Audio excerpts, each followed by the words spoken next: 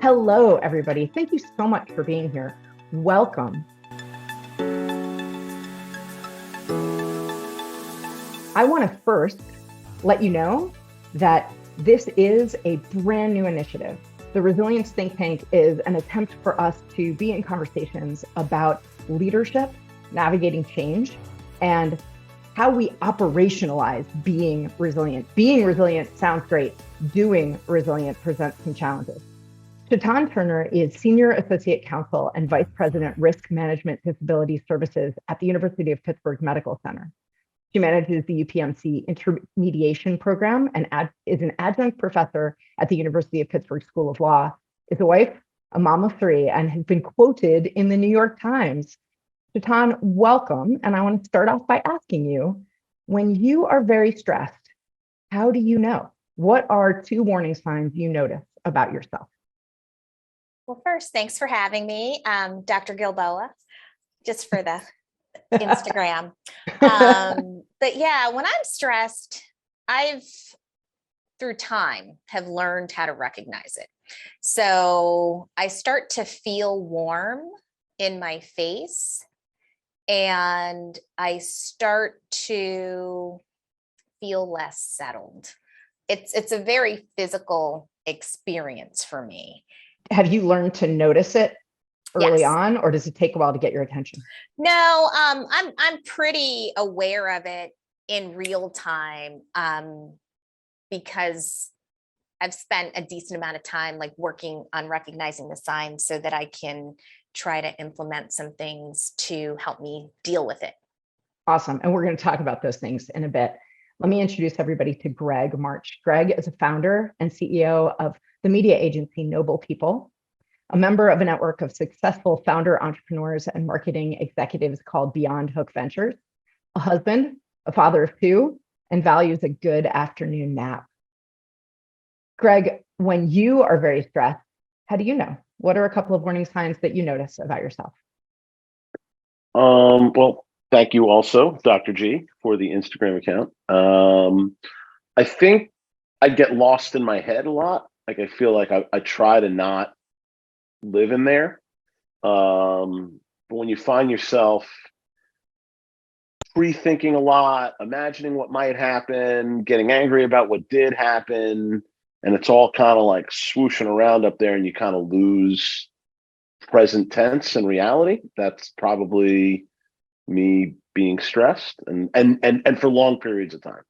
I think that's a really great way to put that, losing the present tense. I want to think about that. Okay, and lastly, let me please introduce you all to Matt Sheehan. He's currently the founder of a new home services startup called Exhale. He serves as advisor to Pangea Publishing, has been an active member of the Young Presidents Organization since 2013, is a husband and father of three. Matt, when you're very stressed, how do you know? What are a couple of your warning signs? Two telltale signs, but thanks, Dr. G, for having me in a great group.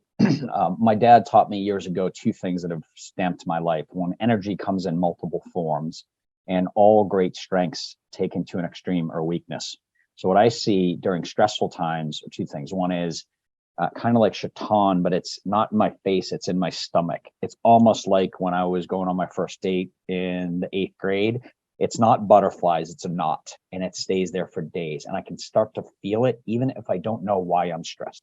It's taken me a long time to realize that. The other one is, and I work very hard at this, my routines, I blow up because I have some ultra focus in me, and it goes too much where I forget about meditating, working out, reading. Those are the things I need the most when I'm stressed. Guess what I sacrifice first when I'm stressed are the things I need for clarity. So I try my hardest to keep the pillars in my life, but it's pretty ironic that the things I need the most are the things I throw out first. Ironic, but also human nature, yeah? Oh, yes, it is. Okay. I asked all three of these leaders here to ask them one really big question. And Greg, I'm going to start with you. What change is impacting your work right now, and how do you approach it when something like that happens? So the big change that we have going on right now is a reorg in my company with some of the managers, and changing, the nature of those reporting relationships and shifting who's responsible for what, including myself. and everybody's kind of like riding a new bike a little bit, and they're wobbling around, and it's creates stress for me, but then also like my stress reflects on other people, and like I'm aware of like how they're kind of managing that stress. So that's the change, and I think that, I think it's being always trying to be present and not kind of losing myself in my own head is helpful for that, but also just driving to action.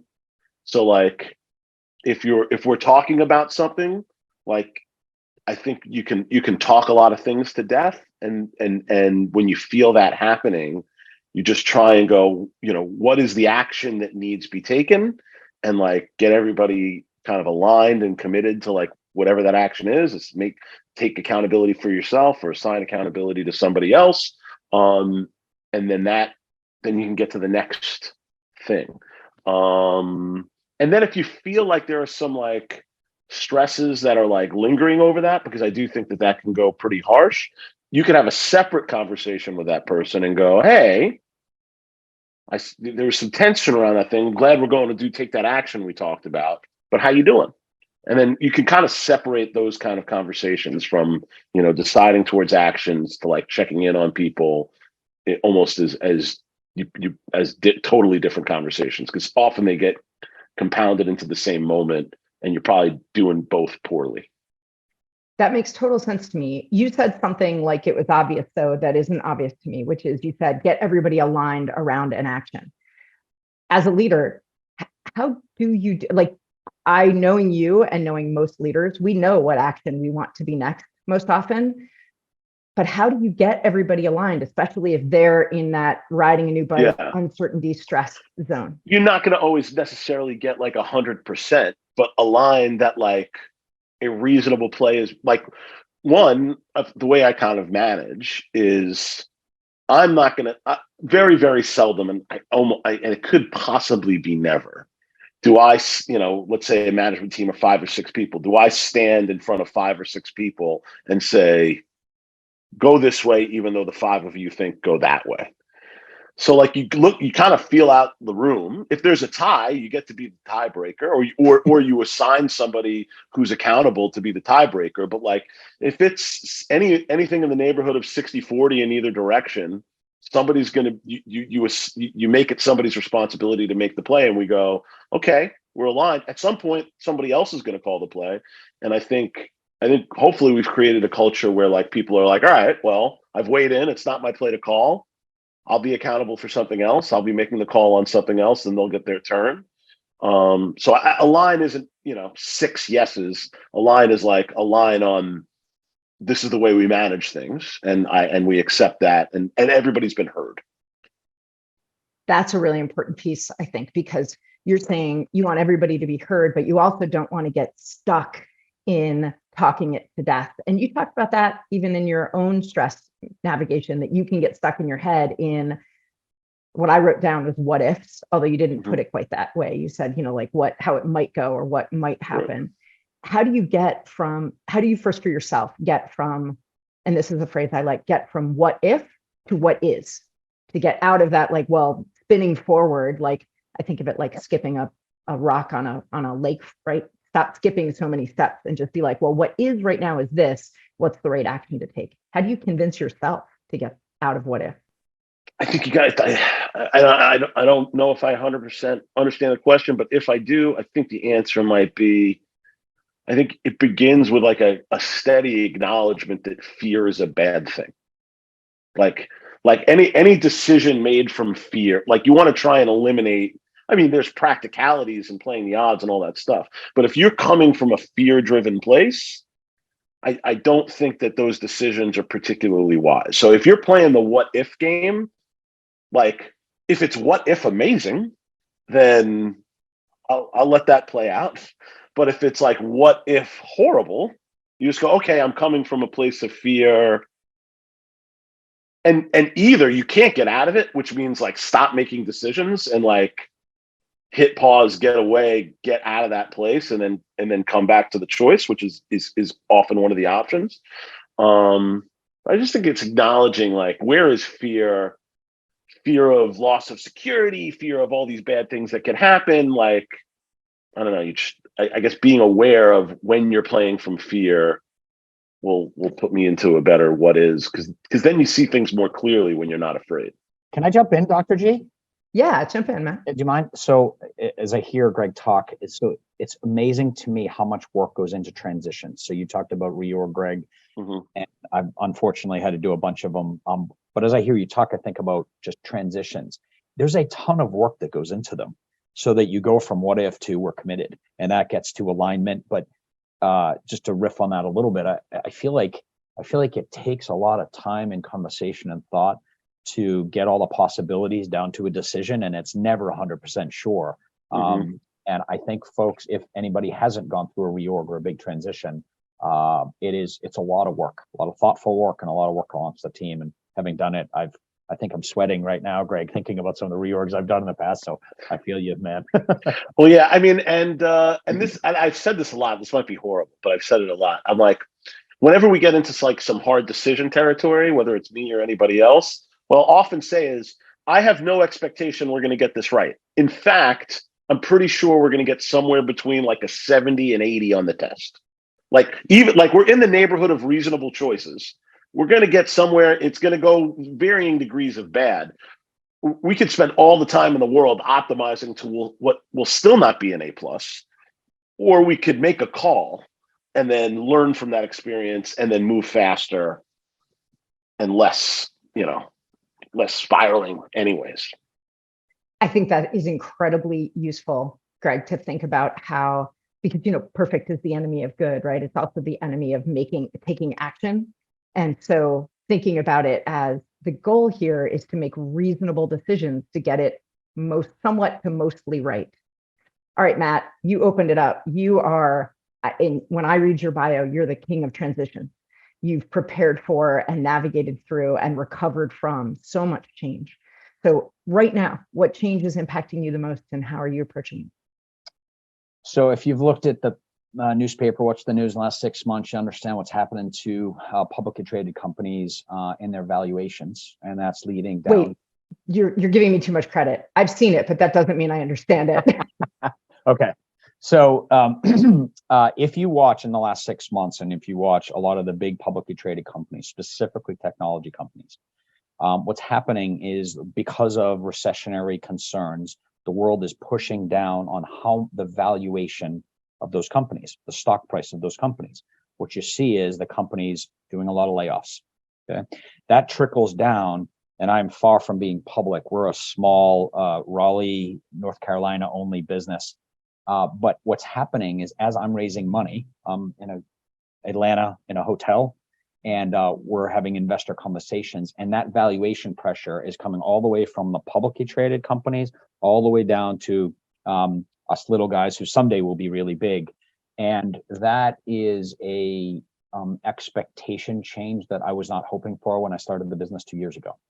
And so what that manifests in is, I believe our company is worth X, and it will be worth a ridiculous amount down the road. I'm pretty sure of it. But this market is not supporting great valuations necessarily right now. So I talked, your other question was, what do you do about it? I told my 12-year-old daughter, Riley, who you've met before, well, honey, the way this is going to work is I'm going to have to kiss a lot of frogs. And she goes, wait, you do what at work? And I said, well, let me explain. So I think that was not in your LinkedIn bio, Matt. No, yeah, I'll have to edit it after this. Optionality is really important. And I do believe that what I'm looking for are like-minded people who see the future and not the short term. And sometimes you have to go through a lot of calls to find that person. So that change I wasn't expecting. And there's a balance of stubbornness, stick to your guns, know what your value is, and then flexibility and compromise, which is, okay, the market is what the market is. And let's try to find the best position for us with the right funding partner. So I'm spending a lot of time on the phone and on Zooms with investors these days, looking for the people who see the future like I do. Matt, I'm going to guess that this change, like the change in the market's expectations of what's a reasonable company to invest in, changed your timeline for this project. Yeah, not necessarily.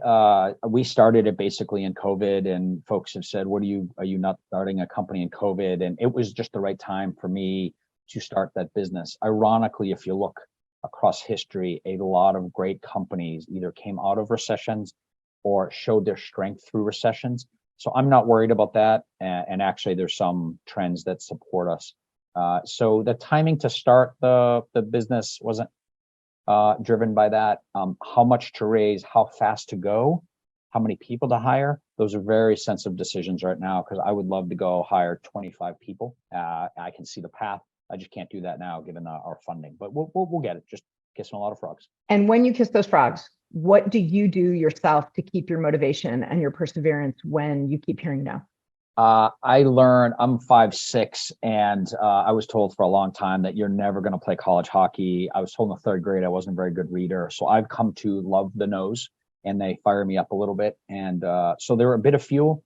But you also have to not just love the no's, you have to see the no's as some truth in them. And so every one we get, and most folks who have raised money know you go through a lot of no's before you get a yes. It is just part of the game. So I use it a little bit of fuel. And then I also try to, after the call, say, all right, why are they saying no? And what can we learn from that? We have a lot of yeses already, and we're just building up the group, if you will, to raise the money we need. But no's are part of the game. It's fuel for me, though. And they're part of everybody's life and all the changes that they're navigating. And I'm going to use that to jump to Chaton, because I know, Chaton, in your work, especially in disabilities advocacy and trying to create more resources for folks with disabilities, you are looking to find ways to turn experiences for people where they're used to hearing no into a yes. And that's something I've always admired about the work that you've done in every role I've ever seen you in. But I'd like to start off by asking you the same question. What change are you navigating that's affecting your work or your ability to do your work, and how do you approach it? It's funny when you were asking Greg and Matt that question and they had their responses. When Greg was talking, Greg, all I kept thinking about was sports. Maybe it's because, they just had the playoffs, but like in football metaphors, like people are calling plays. And then when Matt was talking, it was reminding me of my college economics classes, which is, how do you maximize output with scarce resources? And it actually is my biggest point of change in life right now. I mean, we're all affected by the recession, and I work in healthcare. And so the question is, how do you achieve more with less? If you've been, and you've probably more acquainted with this than maybe the public traded company valuations, but there's a scarcity of nurses. And I intimately know that there's a scarcity of nurses. Yeah. And so one part of my role in being Vice President of Risk Management for UPMC, that is a constant question. How do we maximize patient safety with that reality, right? And so it really has caused us to consider doing things differently. And I'm not in the clinical space, but my role is supportive of that. And when you read my bio too, I actually have 3 separate jobs. So I'm Vice President of Disabilities Services, Vice President of Risk Management, and Senior Associate Counsel. And they're actually 3 separate jobs, right? And so I've had— Would that be an example of doing more with less? Indeed, because when my boss retired last year and I got promoted, they didn't hire a me.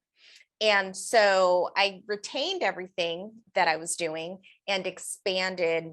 So how I've been actually dealing with it primarily is exploring technology and figuring out how to maximize communication among my team members and with other lawyers who work here to try to better leverage my expertise in risk management and some of the other subject matters that I support, and to provide that information to people who don't necessarily report to me, but can also help to communicate those things. So it makes it feel like there are more than one person assigned to the function. And one of the kind of tools I've had to do is to remind myself that I was put in this role for a reason. But yeah, when it was becoming particularly difficult a few months ago, what I did was just reinforce that. That idea of using technology to decrease your stress and to help navigate change, it's a little bit counterintuitive these days, actually. And Chaton, I need you to unmute for me, but the way that we focus on communicating with other people is actually where a lot of the rubber hits the road in terms of our own stress, what makes things go better or go worse. And Greg, you talked about that a lot when you were talking about how you can let everybody feel heard, but then align and move out of emotion into action. And that is absolutely the thing that I think I use the most when I'm trying to make a change with a group. And Matt, you're talking more to us about the strategies that you use when you're trying to navigate a change yourself, right? You are the tip of the spear right now because you're fundraising for your organization, but you do have a lot of yeses from other people. And I want to ask everybody who's in the room to think now about questions that you want to put in for us, and you can just message the host. So what I was wondering is, Matt, when you're trying to talk to the people that you've already said, hey, come along with me on this ride, we're going to navigate this change. And they said yes. And so now I'm trying to get everybody to think about yourself when you try and get your family to go along on a vacation, or your coworkers to join you in an initiative that you've planned, or a group of investors to stick with you in money that they've made. How do you keep, and the image in my mind right now, Chaton, is not football. It's actually like a dog sort of herding the sheep, right? You've gotten some sheep into your herd and you're trying to get everybody to keep moving in the same direction, even while you're also at the front and handling whatever obstacles come up. What are some of the ways that you approach people who have said yes and are now getting cold feet? Yeah, I think it's really important when you get a yes in whatever it is, whether it's in life or business or family or whatever it is, to keep the communication lines open, and because any process can take a while. So we have investors who said yes 2 months ago, and I said the process is going to take a long time. And so keeping them informed of next steps, our timing, where we are, is really, really important. I've made a mistake years back by getting a yes and going back to them 6 months later and just thinking they'd have the same energy, and they didn't. And that taught me it's really important to keep feeding the engine as you go, so folks keep believing in your story. They hear the changes that you're making, whether it's on a personal front or business or on a hospital, wherever that may be. So I think it takes a lot of work to keep feeding the enthusiasm for what you're trying to build. And then it goes back to Greg's point, which is constant communication and alignment with the people who are close, have already said yes, or those who are on the fence. If I could say one thing about the feeding the enthusiasm piece that Matt mentioned, because I think that's a huge point that can't be overstated. Nobody will follow you unless they believe in you. And so you have to figure out how to tap into what they're interested in. And our former general counsel was discussing, he was mentioning me to somebody and talking about the UPMC Intermediation Program that you mentioned. And he said that it was my job to evangelize the program because it was a newly created program. It had no history. There was no predecessor. There's still nothing comparable in the industry. And so really we were asking people to have the courage to do something different and to participate in a different kind of conversation that they had no basis for. And the only way, and when he said it, I was like, that's exactly what I'm doing. I'm evangelizing the program, getting people to believe in me, trust me enough that they will do this program. And it sounds like that's what Matt's doing when he's trying to raise money. And Greg, you're doing the same thing when you're trying to get everybody to deal with a management shakeup. You're always in marketing as a leader. Yeah, I mean, I think it's, and I have to, I'm a work in progress too. I think what I'm trying to be better at is just constantly bringing it back to the mission. So there is some kind of objective, particularly with employees. This might be different with investors, but for me, like with employees, is like there is a mission that is bigger than making money, and we are, and that mission has got value. And everything that we do should somehow align with it. And at every point in time, how can you get people excited about it? So that's one of the things I'm working on doing better. but I do believe in it. Let me jump in if I can. So I think mission is so critically important, Greg, and we try to do it a lot with companies. First thing we did is Exhale wrote our mission, values, and vision statement. Ironically, last year, Dr. G helped the family and I write. And by the way, Dr. G, we're still tweaking it, and so we want it to be generational. But we believe in the mission so much that we wanted to get it for the family. And so I very much believe that organisms or organizations of any type, if you can rest or have a nucleus, and it guides your decision making when you don't know what to do, specifically in the tough times. So I hear you, man. You're right on. And it also unlocks other people's creativity. If you're always like, ultimately, you're not going to have all the answers. And you're like, well, I'm going to be really clear about what out there is, where we're trying to get to.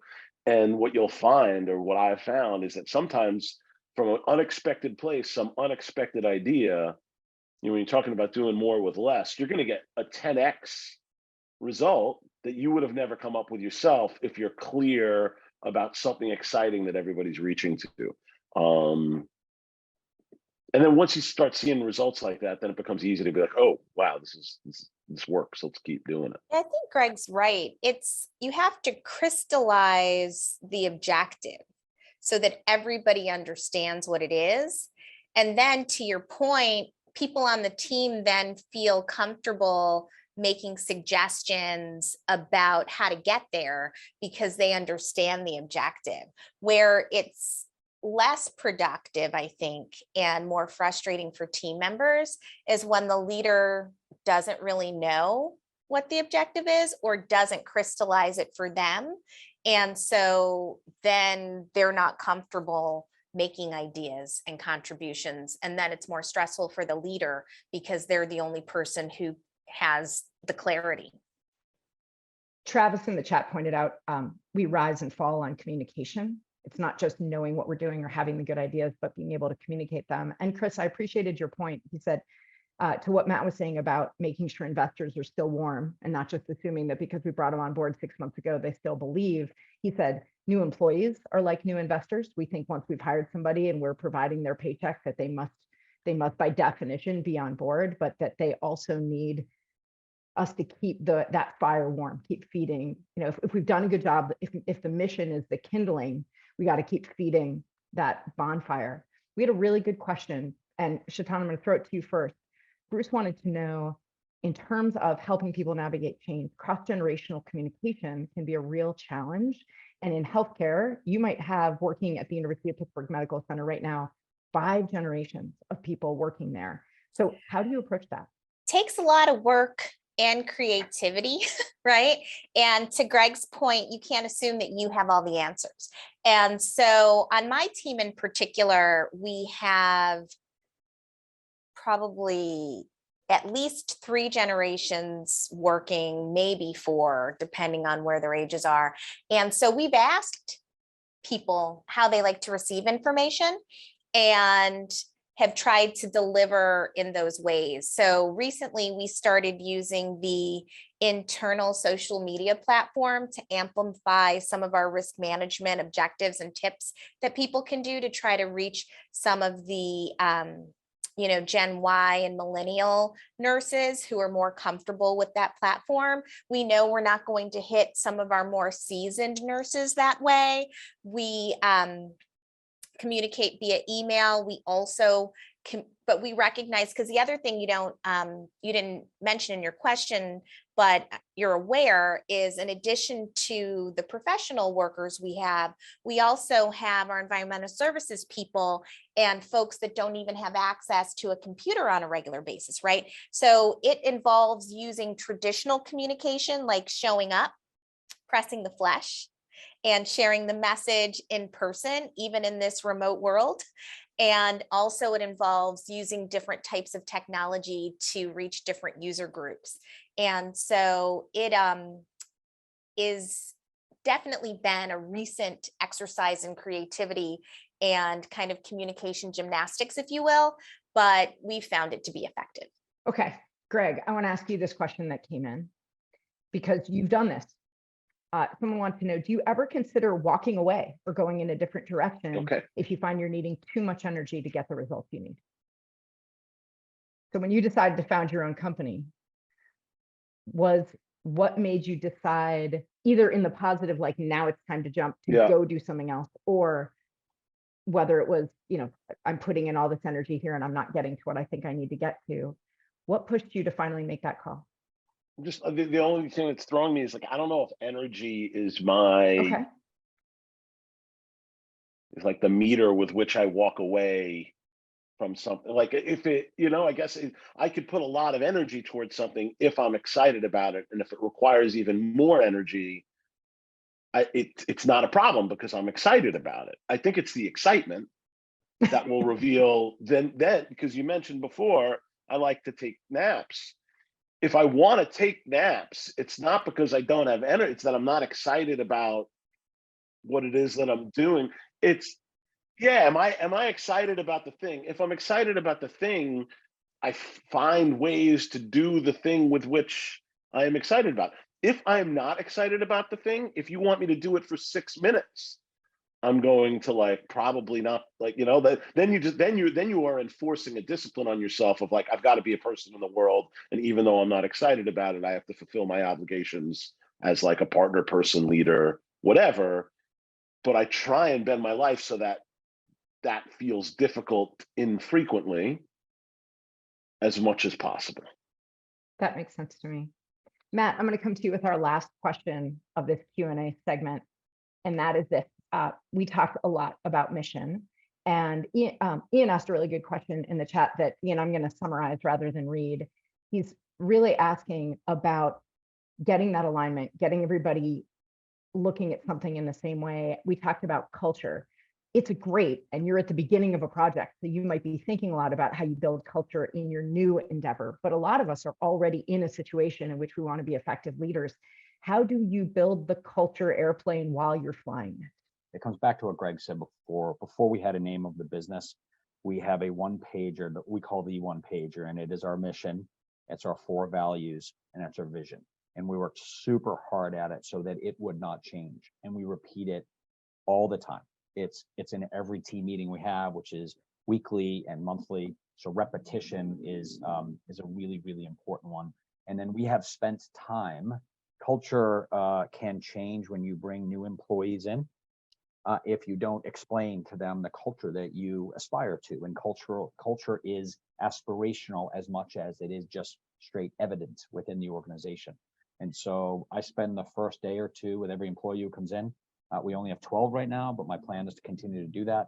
And I think that's the only way to truly help everybody steer in the right direction. Of course, we have a lot of diversity, but we only hire folks who fit our values. If you don't fit our values in interview process, you won't get in. And if you do, then generally, I believe it will take care of itself. So I think you have to have a structure that supports it, a lot of repetition. You have to make sure that you, when you onboard folks, they see the vision that you're trying to build, and those will help a lot. Does that help? It does. And it helps a lot, I think, for leaders who are definitely actually at the top of their org structure. Chaton, you are a leader who is not at the very top of the UPMC org structure. And so I wondered if you might talk about trying to impact or slowly shift or affect culture in an organization that's already very large and very well established. A lot to unpack there because, as you know, we're large because of a series of acquisitions, and some of them are in the not so distant past. And so the notion that we have a monolith culture throughout all of our facilities and all of our business lines is not Deeply true. flawed. Yeah. It's deeply flawed. However, part of my job, one of the jobs, right, the disability services piece, is to create a culture where people with disabilities feel welcome at UPMC and receive equal access to our services. And so I'll narrow my answer to just that piece because that's something over which I have control. And I'm not at the highest point of our org structure generally, but I'm the person who's responsible for that. And so it's interesting because reaching clinical people is different than reaching like our facilities and construction people. And those are really the spaces we focus on because one is about physical structures right? And kind of how do you make facilities accessible for people? And then the other is in the care space. How do you make people feel welcome? And it's not always intuitive, even to our most esteemed and educated physicians, right? Because the obligation is to reasonably accommodate people. And what that looks like is very individualized.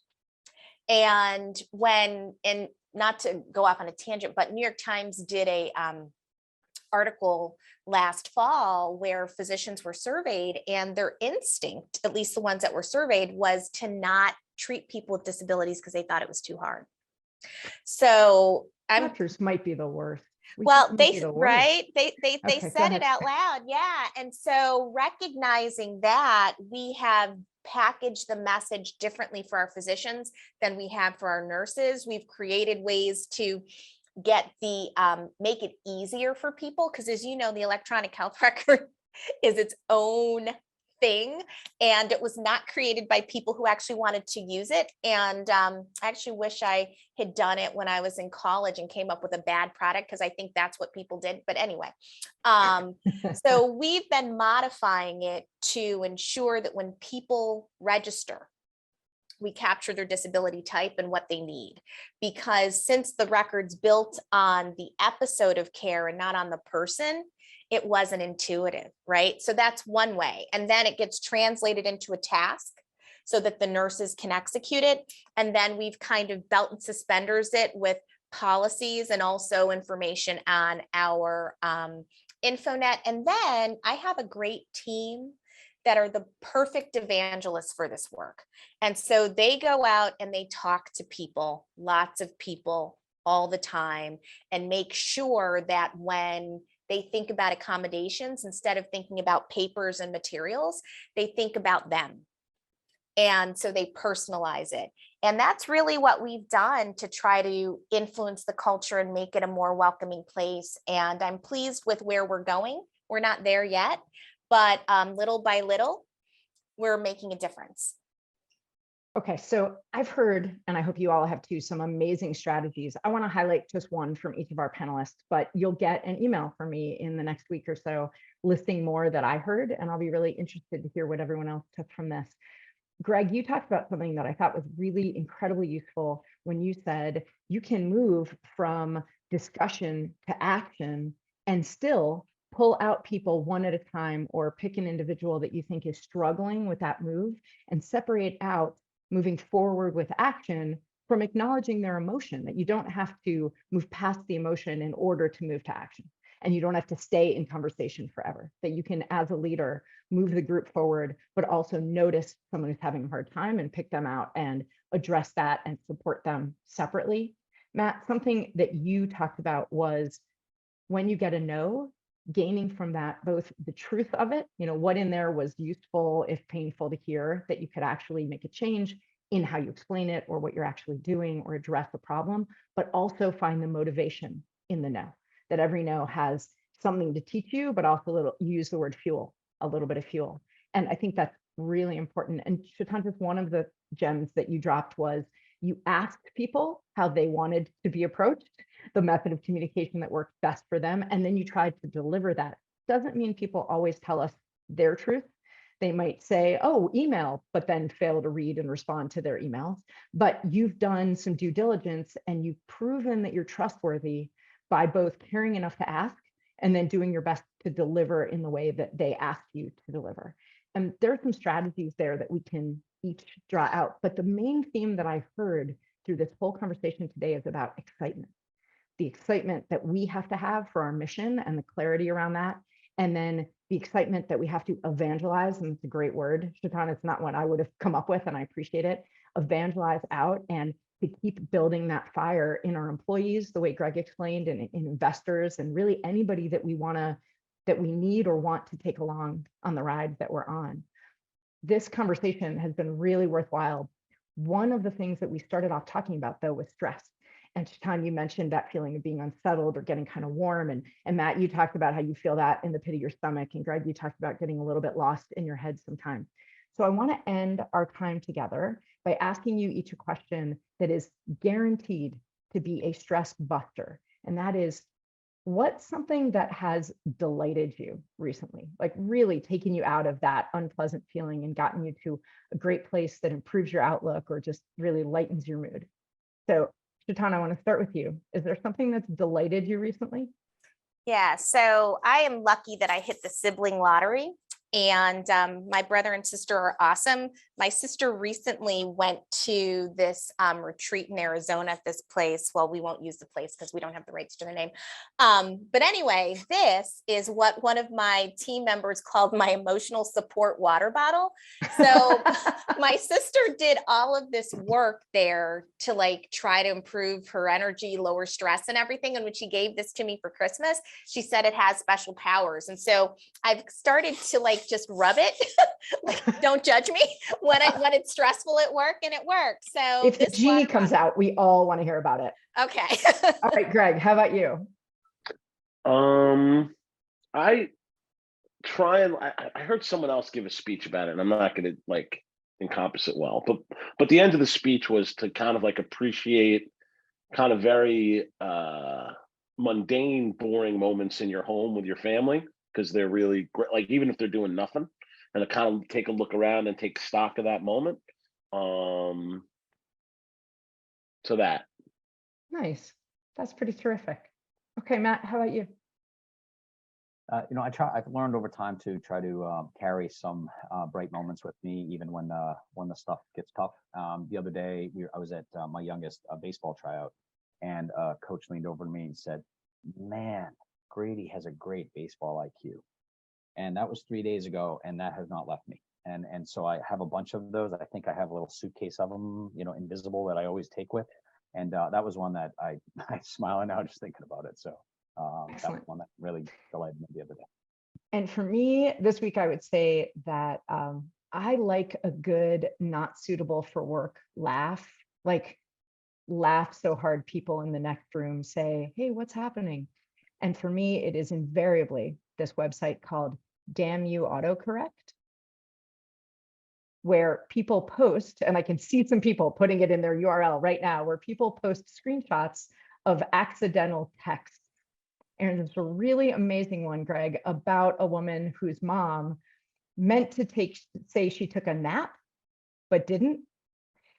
She replaced the P with an L, and it went downhill from there. Thanks, everybody, for joining us today. I'm so delighted you're here. You'll get a follow-up about this, and I hope that you'll join us for 3 more incredible, aspirational, inspirational leaders on February 28th.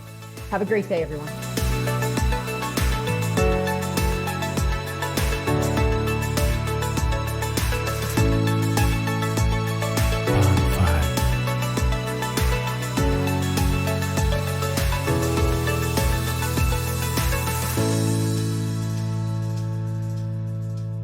Pond 5.